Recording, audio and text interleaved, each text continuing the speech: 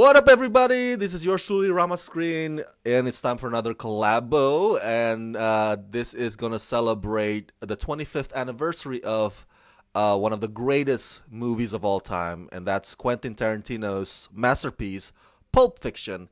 And I'm here joined by once again a familiar face, my fellow YouTuber Ren. How's it going, brother? Hi, Rama. Thank you so much for having me back. It's been less than a month since we last talked about a film that we both love, and now we're talking about Pulp Fiction, a film that's now younger than me. Wow, That's surreal, I right? feel old. Yeah, surreal. Is the way to put it. Now, Ren lives in London. He's Portuguese born and he's a filmmaker. We've already discussed that in the previous video, but we're going to bring that up as well here. And he's also a fellow YouTuber. We're going to talk a bit about that also as we discuss this amazing film. For the viewers at home, both your viewers and my viewers, this is the second full-length feature film by Quentin Tarantino that he ever directed. By this point, he only directed several short films and an actual feature film, which was Reservoir Dogs. So, and also he scripted some stuff, including True Romance, one of my favorite Tony Scott movie. My first time watching Pulp Fiction was actually 2002, so I was a little late bloomer when it comes to like catching on to this masterpiece. I was in the dorm, and in the dorm, you hang out with some friends over there. My friends, and the thing is, back in 2002, Ren, I don't know if you remember. I'm sure you do. That was like after the days of Napster and in the middle of the days of Morpheus. A lot of these software to download bootleg movies illegally. Unfortunately, people were into pirating some stuff. A lot of my friends in the dorm, I'm not a tech guy, but they download movies and they have them in the folders and on the computer. And I would come to my friend's room and I watched The Shining and Pulp Fiction that same year. And that was the first time I watched it and I was blown away by the film. Loved it, and I have rewatched it many times ever since then. Let me ask you, when was the first time watching Pulp Fiction and what was your reaction first time? First time watching it, I know it was at my friend's place, who is now my best friend, Mm-hmm. and he has been for years. Uh, I met him 2006. I met him January 2006. So we must have watched it in the summer, and I liked it right from the get-go, right from the first time I watched it. But I was 2006, I was 13. So the first time I watched Pulp Fiction, and you see that the story is not linear, I was like, can you do that? I didn't know you could do that. And I understood everything. How did he do that? I don't get it. It was confusing to me, but it was a good kind of confusing that Pulp Fiction made me feel. That's right. Let's talk about that. You're referring to the nonlinear, out of chronological order of the film, and this actually becomes one of the characteristics of Quentin Tarantino's movies. It's like that's one of his movie traits, not just Pulp Fiction. In addition to the fact that Quentin loves to do extensive dialogues. So, man, I feel kind of sorry, but also feel admiration for the actors because they have to memorize so many lines. Yeah. The first time I watched that, I did have. I gotta be honest with you. I did have a little problem tracking. Okay, when are we now? Or like, how come John Travolta got shot? Like, where is this now? So, but then after rewatching, you kind of put the timeline in order. It's like, and then it makes sense, right? Yeah. I think so, because one of the things that he does, if he doesn't do it in every scene or in every section of the film, let's say, he at least does it enough times that you kind of get a grasp of it. So in almost every scene, at least, of the film, people talk about what they are going to do or what they just did. So you get a sense of how to collage the sequences together. And when you finally do it, when we finally put the puzzle together, the film takes place in over 2 days, from like one morning to one evening, one Oh, morning and one, I'd say one early afternoon, I guess. That's Yeah. good. Yeah. And that's the thing too. I want to ask you, would it have helped if it had been in order? Because I know that by the time Bruce Willis's character Butch betrayed Marcellus, Wallace, and took his money and still won the fight instead of taking a dive. By that point, obviously, Samuel L. Jackson's Jules already left the job. That's why there's Yeah. only John Travolta as the only hitman left.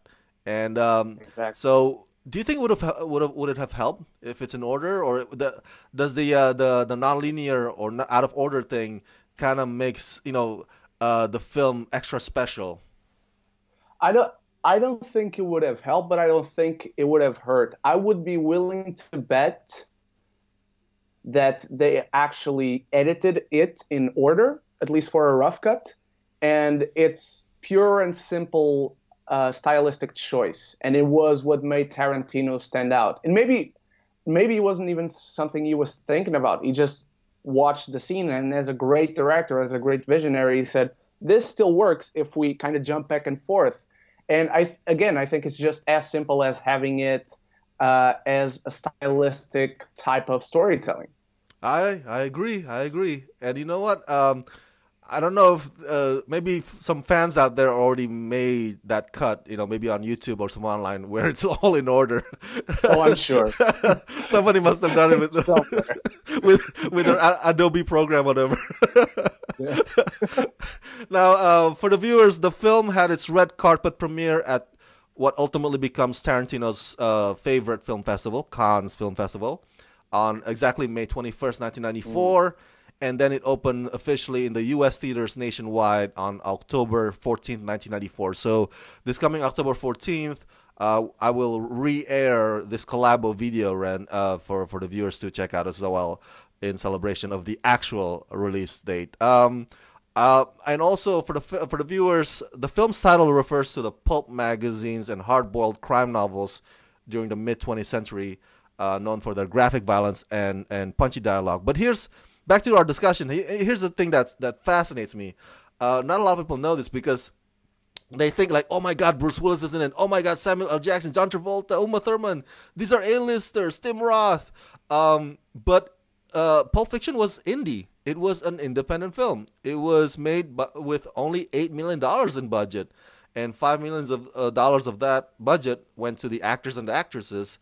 But the movie went on to gross $200 million at the box office worldwide. I mean that's impressive. You gotta admit that is pretty impressive. Yeah, it is. And you named all these stars that are A-listers now, but at the time, Samuel L. Jackson had just done. I mean, his biggest role would have been Jurassic Park by this That's right. point, and he wasn't even a main character in that. John Travolta just became big right after Pulp Fiction. Honestly, the biggest star at the time that the film was made would be Harvey Keitel, I think. Yes, that is true. That is correct. Thanks for bringing that up. Samuel L. Jackson, had it not been for Pulp Fiction, he would have been stuck just continuing playing supporting actor like Jurassic Park, Goodfellas, what else? Coming to America. So this is his like big break, so to speak. Even though he's been in the business a while, John Travolta's career kind of took a dip in the '80s. If not for the saving grace that is Look Who's Talking Now movies. And of course, yeah, so you're right. Harvey Keitel by then, because he also was in Reservoir Dogs, was the biggest name at the time. And Bruce Willis, aside from his Die Hard movies, his other movies kind of sucked at the time. so Yeah, so I also read that's that true. he took a pay cut, and he didn't mind. But you're right. You're right. The payoff is big though. $200 million for an $8 million budget. I mean, for a filmmaker such as Yeah. yourself, that would be like the dream, right? Yeah, and one of the things they actually, speaking of budget cuts for actors taking budget cuts and whatnot, one of the things they teach us is that it's not going to happen every time. It's rare that it happens, and it has to be something that's really, really good. But actors, if they love the script, they will do it almost for free, your film, if they just love the script. Now I got So it's a yeah, testament to how good the script was. yes, and I know you said you're writing some projects as we speak. Can I ask you who are your dream cast? Oh, I mean, it depends on the film. I love working with DiCaprio. Hmm. I Love it. love working with Robert Downey Jr. I love Hmm. working with. He's retired now, but he's my favorite actor of all time, Daniel Day-Lewis. Oh, So maybe someday I write something with a really old man, because by the time I get big, if I get big, he will be really old. But yeah, those are just some of off the top of my head, and of course Margot Robbie, my goddess. yes, Margot Robbie. Man, she's only been in this business for a short while, but she Yep. skyrocketed like crazy, man. She's not much older than me, which makes me jealous. You never know, man. You never know. And those are some great selections. One of the strengths of Pulp Fiction, as you know, Ren, is the conversations, characters telling Yeah. stories to each other, and other movies have these stories too. Other movies have conversations too, dialogues among the characters. But there's something about Pulp Fiction when they talk about burgers or they talk about massaging a woman's feet. There's something about that's compelling, that doesn't like bore you, that makes you like curious to see because I was watching it again last night on Netflix. Thank you, Netflix. And and it kind of, I don't know if you agree with this, but it kind of reminds me of the show Seinfeld, where the characters would talk about the little things like wallet or soup. What are your thoughts about that? The conversations in Pulp Fiction. Rewatching it today, the last time I saw Pulp Fiction, it must have been 2015, 2016, no later than that, and I saw it in the big screen actually last time. Today I rewatched Ooh, it, and I know how presumptuous this will sound, how pretentious it'll sound. Rewatching it after having gone to film school, I saw many of the things that I talked to you about last time we talked about the Matrix, about the subtext and what helps actors memorize the script. It's something that they are actually talking about. So, for instance, the scene where Jules and Vincent are talking about massaging the woman's feet or doing something else that I'm not going to say what. When they're talking about that, they're basically having a conversation about what is cheating and what is not. So yes, basically, I can't remember who's on what side, but one of them is saying, oh, massaging a woman's feet is bad. The other one is saying, no, it's not bad. Massaging a woman's feet is nothing. yeah. Uh, there's so many of those sequences in this film, like when they're talking about dogs and pigs on the last scene, and and Samuel L. Jackson said, no, and John Travolta says, so if a pig had a personality, it would cease to be a filthy animal. And Samuel L. Jackson and Jules says, we are talking about a big time charming pig. And it's dialogue like this that actors love this stuff because they Mm. get to say so much with only these simple words, and it's another testament to how, because I love Tarantino as a director, but I'll say right here, I think he's a better writer, even better writer than he is a director, Mm. and this script Agreed. alone is a testament to that. Agreed, agreed. And he has won two Oscars both for writing. He's been nominated for directing, but he's never won for directing. It's always been for writing, and that is his Superman strength, basically. Yeah.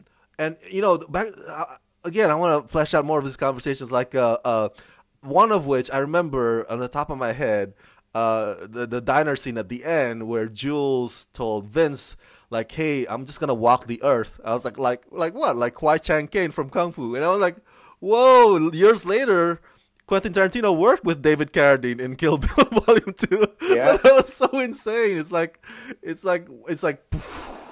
So Yeah. and not, from that point forward, from having watched Pulp Fiction ever since, whenever I see a movie where two gangsters are in a car or whatever setting, just talking about some random stuff, the first thought that comes to mind is like, oh, that's Pulp Fiction esque. Yeah. I agree. And it would even be more correct to say that it's Reservoir Dogs-esque, because the first scene in Reservoir Dogs Ah. is a conversation at the diner about Madonna, you know? It just feels so random, but then you see the whole context of the film, and it feels natural because they're saying so much, and yet they're talking about freaking Madonna. And let me ask you then, as a screenwriter, I mean, um, how do you when you write a dialogue like that, and a, a story within a story, how do you make sure that whatever the conversation that the characters have, something that's not only interesting but kind of connects to the overarching arc, or it doesn't have to connect to the overarching arc, like you just have to make it interesting. Otherwise, the audience, what I'm trying to say is that the audience might say, if it's off, the audience might say like, where is this going? Where are you going with this story? Yeah. It's there. There really isn't one like one answer that I can. It's not Yeah. easy. It's because it takes a lot of writes. I'm sure Tarantino wrote this a shit ton of times. Oh, I'm sorry. True. He must have written this crazy amount of times, and Oh, you can curse, bro. No, basically, no problem. okay. So basically, you while writing, you have to have in mind, what am I trying to say with this story? Let me just, again, I apologize for going this one direction, No worries. but in my movie, Where Some Are Gone, the story is about how friendship and love sometimes don't go hand in hand, but they clash.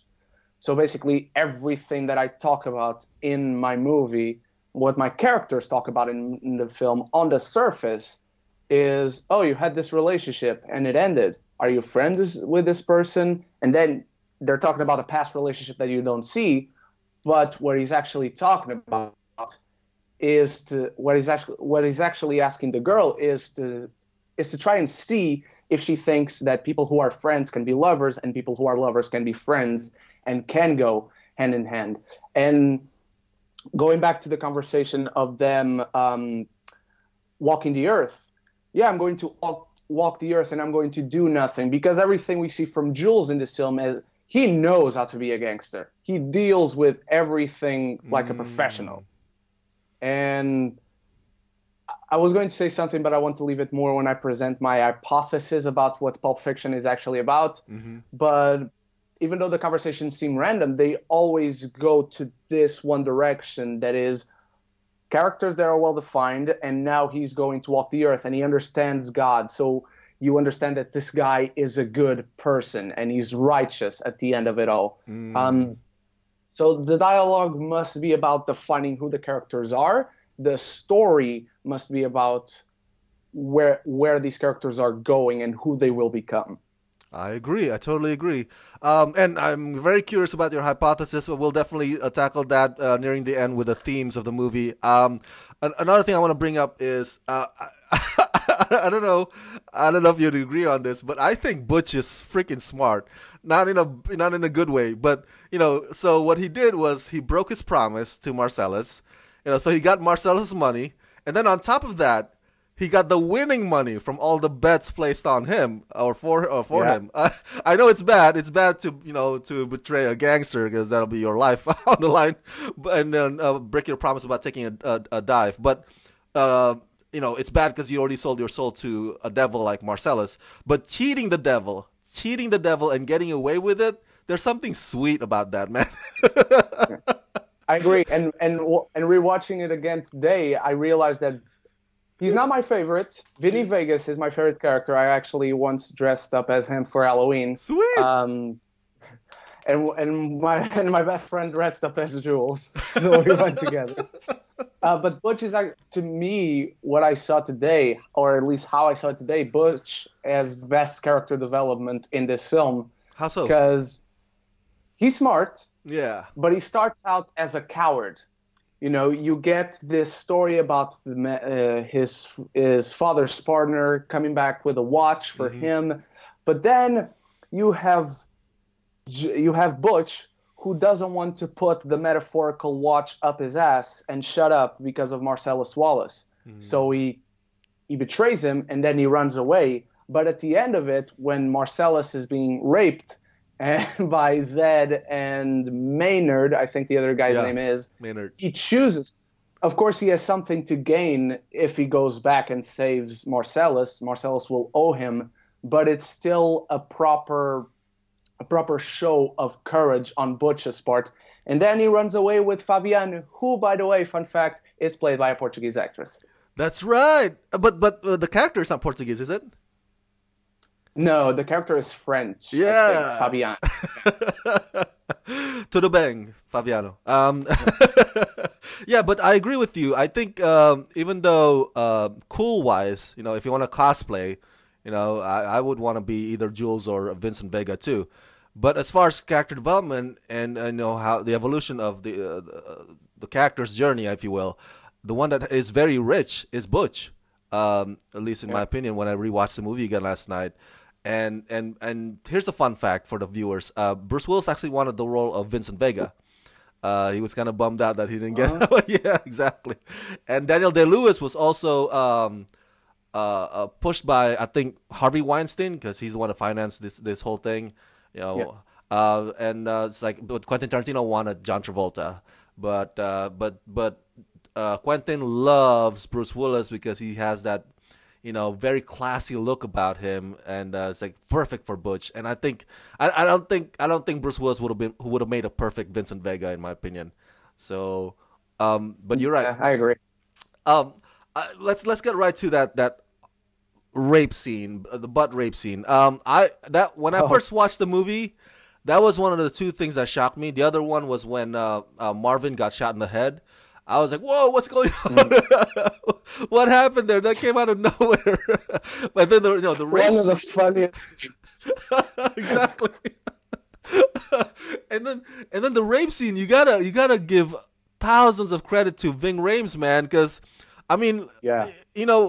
I don't know, maybe it's just me that thinks this way, but I mean, Ving wasn't worried that his career was gonna be only defined by he's the butt rape guy. You know what? If, when the fans see him on the street, what if it's like that? But luckily he ultimately had an illustrious career, including Mission Impossible movies.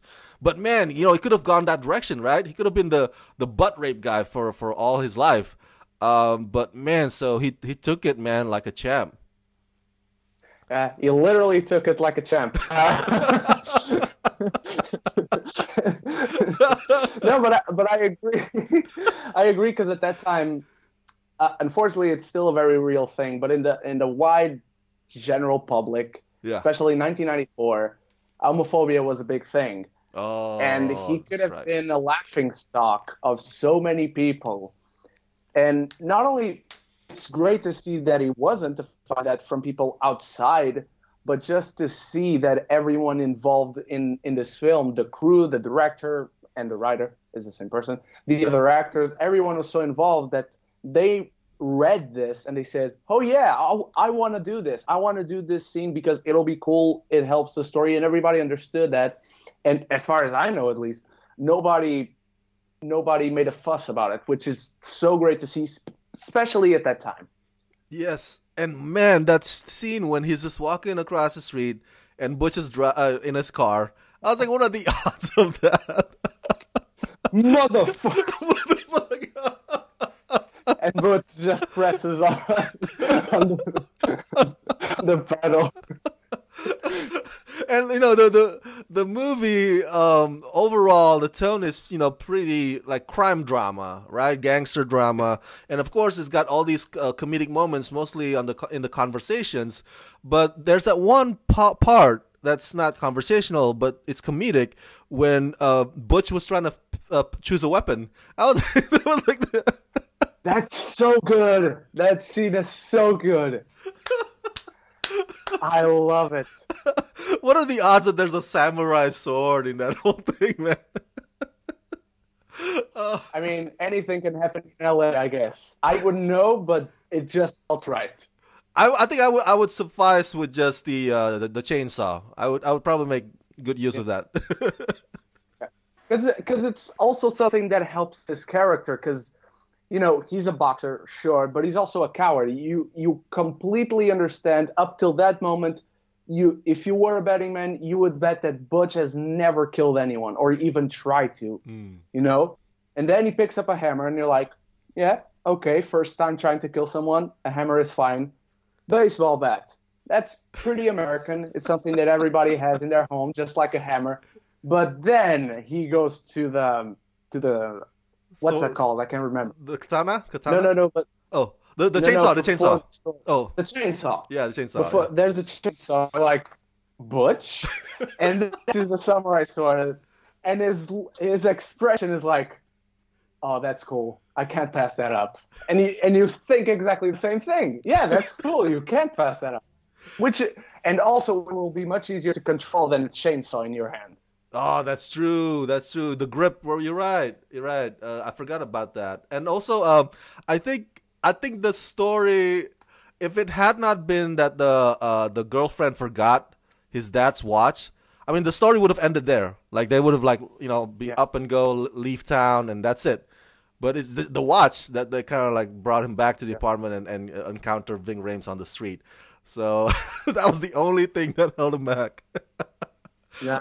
The Which film. is Yeah, great go when ahead. he says when he tries to calm. Oh, sorry. Go ahead. Go ahead. It's great when you see that he tries to calm down with his girlfriend. He's like, "Baby, it's not your fault. It's not your fault." And then immediately cuts to him driving the car. I specifically told her not to forget the watch. Man, and you grew up in the '90s, right? Yeah. Yes, I grew up in the '90s too.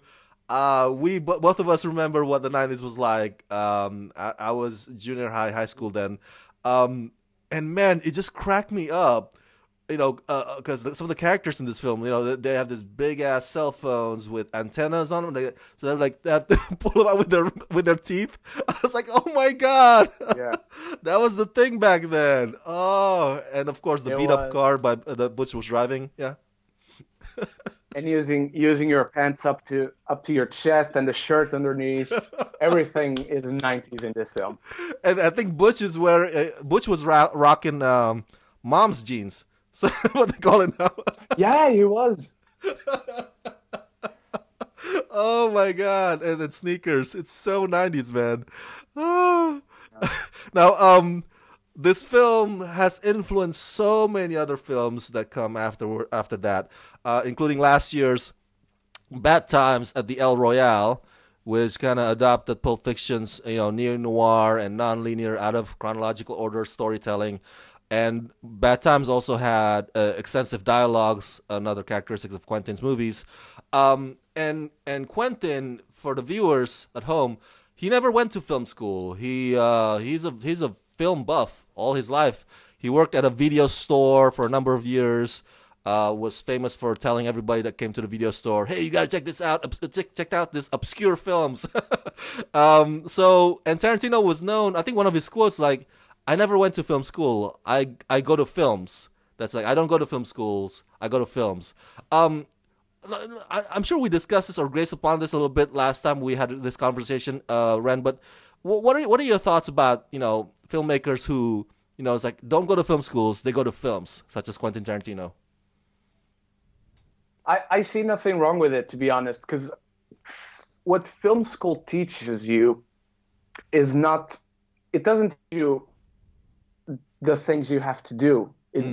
More or less, the simple way to put it, it makes you understand why you do certain things when making a film, and on the technical side, how you do certain things. And what do I want to say? In my bachelor years, I pretty much learned everything I knew up to that point by myself because my school was garbage. When in this one here in London, when I moved here last year, amazing. I couldn't have asked for anything better. Got my master's degree. I'm really happy. But it really depends on the person, and even here, they consistently best way to learn and the best way to learn and to make yourself better is to keep on watching films, keep on watching films, keep on watching films. And so tell you, don't just watch the blockbusters or the things that everyone talks about. Go see that film that you never heard anyone talking about and go look at it. Go analyze, as we do, film critics. Go look at it and analyze as you do any other film. And when you start seeing films that you have no connection with, you didn't read the comics that one film is based on, you didn't read the book, you didn't watch the original TV show, or it's not a remake, and when you have no connection, it's so much easier to analyze it in a fair fashion. And I started doing that in 2016, right around when I started my YouTube channel. So I would look even as at the big Avengers, MCU, DC, and whatnot movies. I would look at them as fairly as possible. And I grew up with comic books, but I started. I don't care what I read. I don't care what I watched. A film is a film, and it's the best way to judge a film fairly. It's just look at it in its context. And when you're a film buff like we are, like Tarantino was, you become that, because the why you analyze films is because you wish they were better. You always want the film to be good, and I'm sure Tarantino himself sees his films and he notices mistakes that probably we don't even notice because he's a director. I know the things I've done. I notice so many bad things about it, but I'm still proud of them.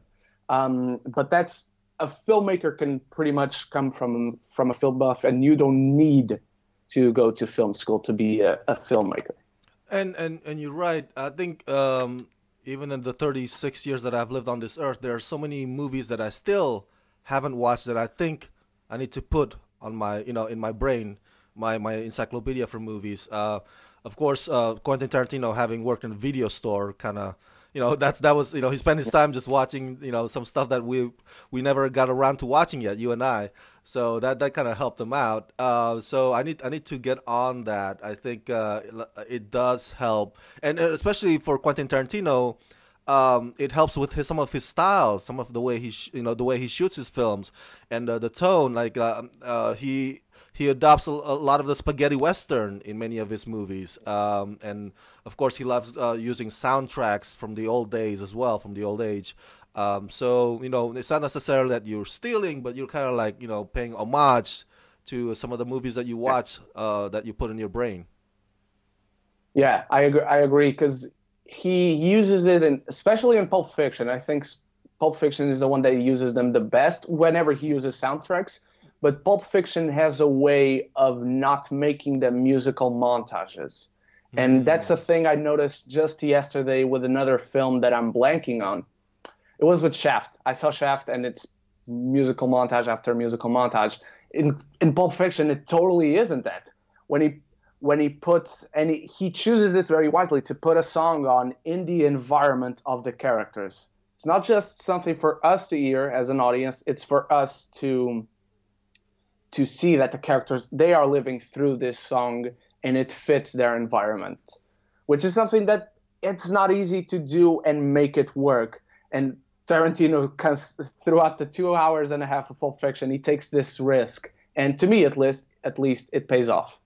Yes. Oh man, dude, I love having conversations with you, man. I love having conversations with filmmakers, trying to pick your brains about some of these little details. And I think another stuff that I love, or another part that I love about Quentin Tarantino's movies, including Pulp Fiction, when I rewatched it last night, of course, one of his other traits is also the shot from inside the trunk. He does that a lot too. Like putting the camera, in places where like, oh, that's interesting. That's also the challenges I assume for filmmakers such as yourself, right? Trying to decide or maybe come up with the most interesting places to place a camera. Yeah, I think what he wants to give us in that is, because 99% you have camera positionings, whether they're moving or they're static shots, you always have the point of view of the character that the scene is about. So, for instance, when Butch is going to his apartment building, you have this tracking shot that doesn't cut. He goes from one side of the street. Yes. He crosses that. He goes. And then the camera sees him going up the stairs, but the camera stays down here because now we're seeing him go away. And that's also a sign that when the camera starts to back away from the character, even though it has been close to him all this time, it starts being a sign that we're going to move on from this scene, or at least this part of the scene.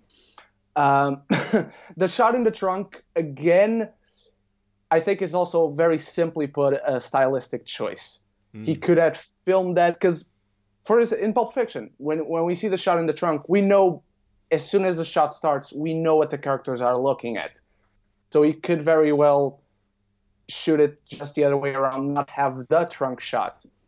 I think it was that he just noticed that he did this twice in a row, and that he was like, "This is gonna be my thing." Uh, so there, at least I see it that way. I'm not saying I'm right or wrong. Yeah, yeah, I it keeps probably popping am up. wrong. Yeah, but it keeps popping up. No pun intended. Now, another thing, another trick that I don't know if this is true. I read because I was researching for our conversation. I read that the scene in which Vincent Vega uh, throws a needle onto Mia's chest, the adrenaline Yeah. shot, that was actually a shot backwards. And is that correct? And then just Mm-mm. no. I don't remember. I don't know. To be honest, I don't. I remember I read something about that scene, What did you read? What but did you find?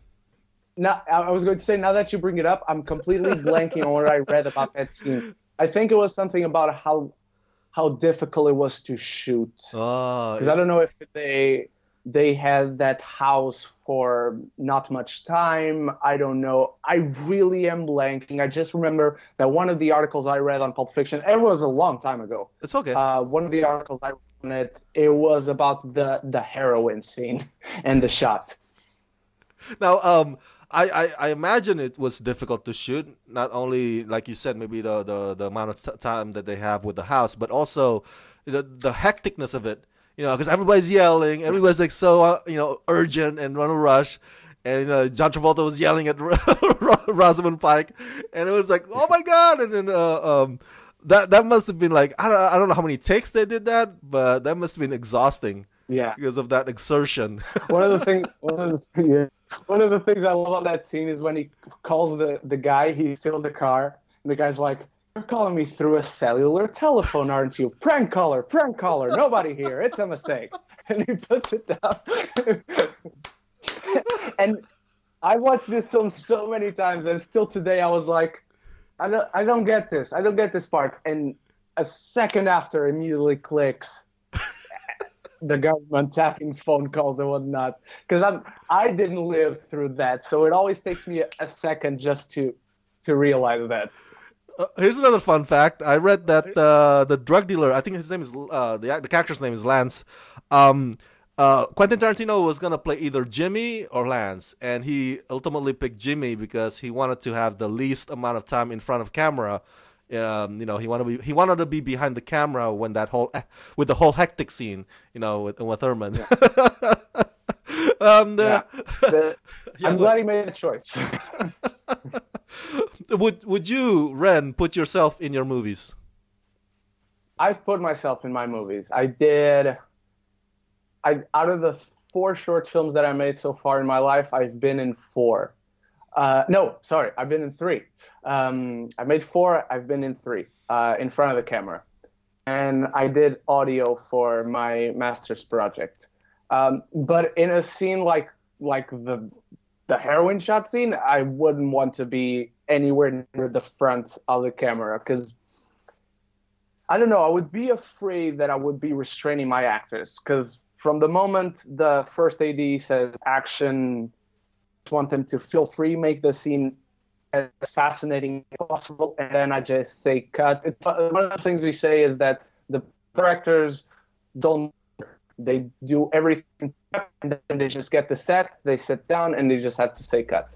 And I have to imagine Tarantino made a very wise choice and just did that throughout the entire shooting. um, I got a bone to pick with this movie. I don't think, and maybe I'm wrong, but I don't think you can clean up a bloodied car in just 40 minutes. I don't think that's possible. I think you're gonna need a longer time than that. The way they did it, like cover it Yeah. with cover it with blankets in such a short amount, I was like, that is so funny. Because Yeah. blood sticks, man. No, I agree. Yeah, I agree. It doesn't bother me because I'm no expert. I'm in a situation. Gotta say. But it's one of the things that you just have to buy. 'Cause Yeah. it's the thing. It's the same when it comes to Marcellus crossing the street just as Butch is stopping at the Yes. traffic light. It's like, what are the odds? Now, But if it serves the story, it serves the story. um, let's talk a bit about Amsterdam. I've been to Amsterdam once when I was a kid, and to this day, I tell people like, well, America may call itself the land of the free, but Amsterdam is a lot more free than America. they, like when Vincent and Jules were talking about hash bars being legal there, it's like, wow, that's interesting because now marijuana is legal here in California. How far we've come. And have you been to Amsterdam? I've been to Europe, but I don't remember going to McDonald's and ordering your Royale with cheese. I know we have Quarter Pounder here. What how is it accurate? Is that like just a freaking fiction thing Quentin Tarantino created? I have no idea because I've been to, well, Portugal, Spain, France, and London. London. So I've been through 4 countries in total, including the one I was born in. So I guess that one doesn't count. But by the time I went to France, I already was out of eating McDonald's, Okay. fast food in general. I still eat Pizza Hut and whatnot, but pizza is the one exception. But I didn't eat McDonald's already at the time, so I never. When I went to France the first time, the holiday ended. I was going back home, and I was like, I should have checked if they had the Royale with cheese because I never actually checked it. I always remember it when it's too late. I always remember it when I'm already not in France. But Come on, Ren, you only had one job. yeah, but in the Quarter Pounder, for instance, in Portugal, I think that's the one we called the McRoyal. McRoyal. So it would probably make sense. You call it McRoyal over there? McRoyal? Yeah, because every hamburger and every cheeseburger or hamburger in the McDonald's has Mac something. Oh, and marijuana is also legal in Portugal, right? So you guys got a lot of hash bars there too, right? They can. It's like here in England. They can take it away from me, but that's it. But in Portugal, It's the same. If they catch you with a certain amount, they will take it away from you if they want to, if they have the patience for it. But they can't arrest you or anything. So it's legal, but I see. Okay. I didn't know about the laws there. Let's talk about the other big deal in this movie and the mystery about the glowing content inside the briefcase. A lot of people have theories about that. When I first watched it the first time, I thought that was gold. Some people thought that some people thought it was a metaphor, like a Marcello's soul. Some people thought it was diamonds from Reservoir Dogs. What's your theory? What would you like to have it to be? I won't say I have an actual theory. The first time I watched it, exact same as you. I thought it was gold. But the theory that goes around the most on the internet is the one that says that it's Marcellus Wallace's soul. I can't say it's my theory, but that's the one I take as a start point to try and see what this film is actually about. And if it is, and that's a big if it is Marcellus' soul, I think he is the actual devil. And he has collected souls. He owns the soul of Winston Wolfe, played by Harvey Keitel. He wants to own the soul of Butch, but Butch decides to escape.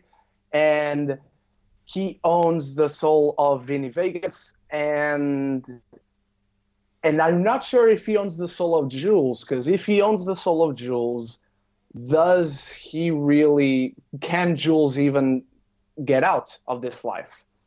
That the thing I think about is that he is the devil, he's taking souls, but Vegas and Jules specifically, they are demons working for the devil on Earth. And every demon we know is a fallen angel. So the thing I think Jules is a demon that's starting to see that he already sees the path of light. He believes in God. He understands the scriptures of the Bible and whatnot. And the walk the earth line that he says, I think he's basically going on the path of redemption to return to heaven. Again, if that is Marcellus Wallace's soul. That is deep, my friend. That is so deep. I love it.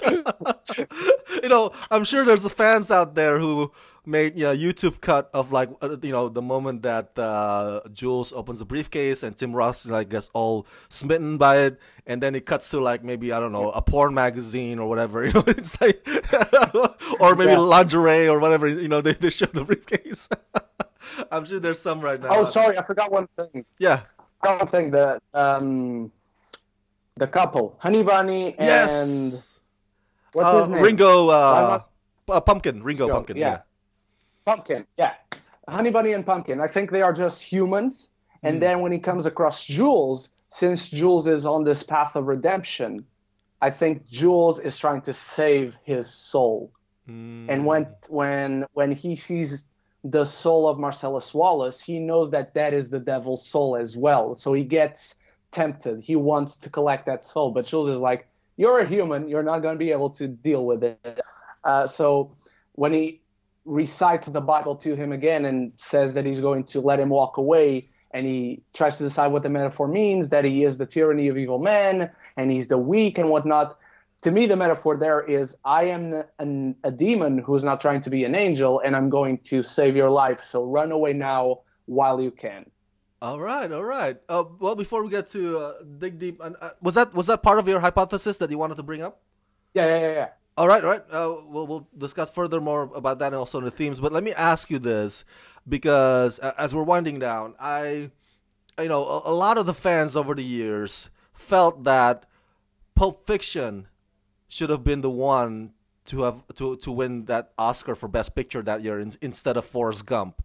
And just like, but of course, over the years, there's always that kind of case where Brokeback Mountain versus Crash, but then Crash won instead of Brokeback Mountain. And then The King's Speech versus The Social Network. People say, no, The Social Network is a lot better, but The King's Speech won instead. Which camp are you on on this argument? I agree that Forrest Gump shouldn't have won, but I don't necessarily think Pulp Fiction should have won, because that year we also had Shawshank Redemption. Or am I wrong? Yes, Shawshank, yes. I think I'm right. Yeah. You're right. We also had The Lion King, but it was nominated for Best Picture, so let's not get into that. Yeah. And I'm also on the controversial camp, since you brought it up, that King's Speech should have won against Social Network, but Inception should have actually won Best Picture. Yes. Either that or Toy Story. All right. So you're saying that neither Pulp Fiction nor Forrest Gump, it should have been Shawshank? Probably. I mean, I would have been happy with either Shawshank or Pulp Fiction, because I think they're both better than Forrest Gump. So what I agree on is that Forrest shouldn't have won. I don't necessarily think it should have gone to Pulp Fiction. It's either that or Shawshank. That's true. That's a good point. Well, Forrest Gump is my favorite movie of all time, so I'm still biased on that. I'm sorry. No worries. You don't have to apologize. No offense, but a part of me does feel conflicted, because Pulp Fiction is such a masterpiece, man. I hadn't seen anything like it before, and everything else after. There's a lot that copies Pulp Fiction style, and so it's one of those arguments that I'm gonna be like 50-50. If they can split the Best Picture to both of them, then that'd be awesome. In a tie. Everybody's happy. Was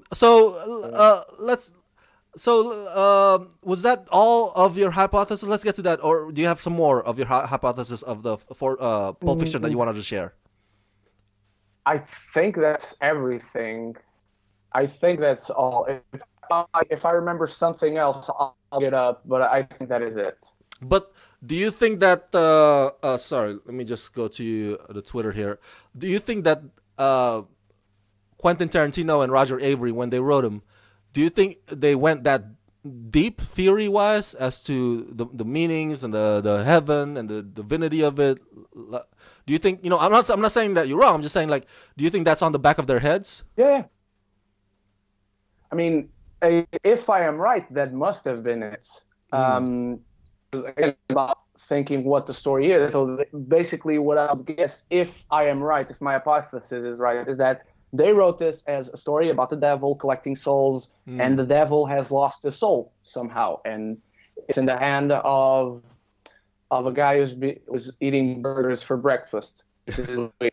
Uh, but yeah, if I am right, if my hypothesis is right, which probably isn't. I'm the first one to say that. Yes. I think that they must have written it as directly that, and then Tarantino. This would be so interesting if it had layers on it, and it was a story about gangsters in L.A. because it's the type of thing he loves as a movie buff. So everything about this screams Tarantino, screams movie buff, and just speaks to a great film that has a lot to say. Again, if my hypothesis is right.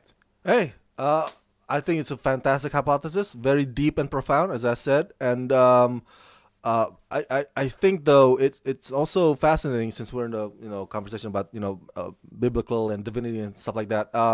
It's fascinating that Jules can recite this one Bible, even though it's not exactly the correct, accurate Bible line, obviously. But it's like, okay, you proclaim to be this biblical guy, and yet you believe in murder. So to me, that's a little Yeah, fascinating. It's like, okay, maybe he's one of those guys who like, hey, um, there is a punishment. There has to be consequence for every action, and if that consequence is me murdering you because you're the bad guy, then so be it. yeah, I agree. All right. Do you have more thoughts to chime in, brother, before we conclude? Uh, no, I think we have to. We talked about everything. I think. I think so too. We I we think cover a there's lot. nothing else to cover. The dance scene, I guess. Do you want to talk about the dance scene when they go to Yes. uh, the famous the famous barefoot dance scene? And the thing is, before you chime in, John Travolta is no, not to belittle Uma Thurman, but John Travolta, the Saturday Night Fever, Staying Alive, he's the better dancer at that point, correct? He is. He is. And I think they did that on purpose Mm. because Vinny is the one who's very uncomfortable. Vinny is the one who doesn't really want to go dancing. And Mia is the one who's ready for it. She wants to go. She wants the trophy just for no reason. And then Vinny gets there and I think he wins her the trophy. That's why we see that she genuinely likes him. And I love the diner setting. I googled Jackrabbit Slims. It's an actual place, but it's very rare. But it's not exactly like the one you see in the movie. That was actually created for the movie. And the Vincent's knowledge of like, oh, that's Marilyn Monroe. That's not Marilyn Monroe. The other one, the one behind me. I was like, whoa! I had to Google that. Oh yeah.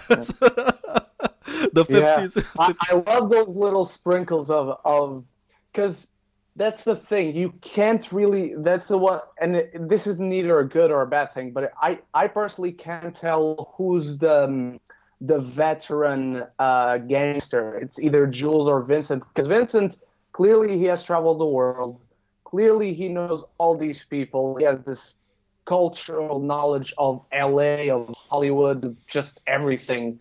And Jules is very much fascinated by his knowledge, just as we are in the beginning when he's talking about Amsterdam, Paris, and not having the metric system. So that's the one thing I really can't figure out or even theorize about Pulp Fiction. What dynamic there? Who's the older guy and who's the not necessarily rookie, but who has been there the most between the two of them? But I think that's a good question. But I think you and I can agree that no matter who's the veteran, who's the seasoned hitman, I think Jules is the one that has saved much of his money. That he wanted to retire early. So Oh yeah, for sure. he's the most responsible one financially or physically. Yeah. That He much is for doesn't sure. let people steal his wallet. Exactly. Now, and also a fantastic cameo, Steve Buscemi playing the waiter in the diner. Oh yeah. Yeah. That's how much they all want to be in Quentin Tarantino movies. Like, even if it's for a second, a second kind of role, I'll be there. Yeah. I'll play it. Yeah. I agree. I would do that. Yes, yes. If I can be in Tarantino movies, just like Jonah Hill in what was it, Django Unchained? Remember that he played one of Oh yeah. the KKK guy. Yeah, on the KKK and Channing Tatum in Hateful Eight. That's right. It's like just for like few seconds. That'll be like an honor just to have it Yeah. on your IMDb. Um, Yeah, exactly. Now, okay. I want to give you a challenge here to conclude our video, our collabo. So I just tweeted to you the line, Samuel L. Jackson's Ezekiel 25 verse 17. I'll give you a moment to put up your tweet. It's on the direct message. So I want us both. I'm gonna start first, so you can practice in your head. The best impression. All right. The best impression of Samuel L. Jackson's character's Jules when he starts I getting don't angry. know how this is going to go over on the internet. When he starts getting angry before he pops a cap in your ass. No, just kidding. Exactly. All right, so I'll start here. Give me a second here. All right. Me. The path of a righteous man is beset on all sides by the iniquities of the selfish and the tyranny of evil men. Blessed is he who, in the name of charity and goodwill, shepherds the weak through the valley of darkness. For he is truly his brother's keeper and the finder of lost children. And I will strike down upon thee with great vengeance and furious anger those who attempt to poison and destroy my brothers. And you will know my name is the Lord when I lay my vengeance upon thee. Pew, pew, pew, pew, pew, pew, pew, pew. Of course, imagining that he's using a laser gun. Pew, pew, pew, pew. Exactly. He's playing laser tag. And then, of course, you have to add motherfucker, and then that'd be perfect. Exactly. Go ahead, brother. All right. I'm not alone at home, so forgive me if I don't go too loud. I wish I was. Righteous man is beset on all sides by iniquities of the selfish and the tyranny of evil men. Blessed be he who in the name of charity and goodwill shepherds the weak through the valley of darkness, for he is truly his brother's keeper and finder of lost children. I will strike down upon thee with vengeance and furious anger those who attempt to poison and destroy my brothers. And you will know my name is the Lord when I lay my vengeance upon thee.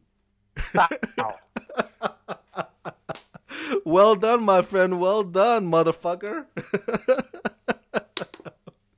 Well, thank you so much. Thanks for playing along. I'm no worries, man. So, I'm sweating for some reason. dude, that shows your Shakespearean side, man. You're an actor and a director. Oh wow, thank you. you thank Actually, you sending me this all of a sudden, putting me on the spot like that, reminded me of what Prose says to his first guest at the end, and they suddenly have to sing. And I'm like, oh, okay, I have to do this. Well, that we'll save that for the 20th anniversary of Mamma Mia. Oh gosh. All right. We gotta have Pierce Brosnan for that one. Oh man, sorry, I'm cracking up here, Ren. So for the viewers, here's a time for you to do your plug. Where can the viewers find you and subscribe to you and follow you? Thank you so much. You can find on YouTube, on Instagram, on Twitter, and on Facebook at @RanGeekness. It's always the same name. I have a yellow background, and my picture is a cartoon with me holding the Infinity Gauntlet and Kylo Ren's lightsaber. I myself always do a series of collabos reviewing each of Tarantino's films for the next few weeks leading to Once Upon a Time in Hollywood. Two, I would very much appreciate if Rama would join me on my channel for one of those. And I think that's big things happening right now. Watching Far From Home on Tuesday, so that's the next review. All right, everybody, subscribe to Ren's YouTube channel. One of the best. I said breast. One of the best movie reviewers out there. A great film critic and also a fantastic aspiring filmmaker around. So subscribe. Thank you so much for you guys for tuning in. And until the next collabo, let's rock this.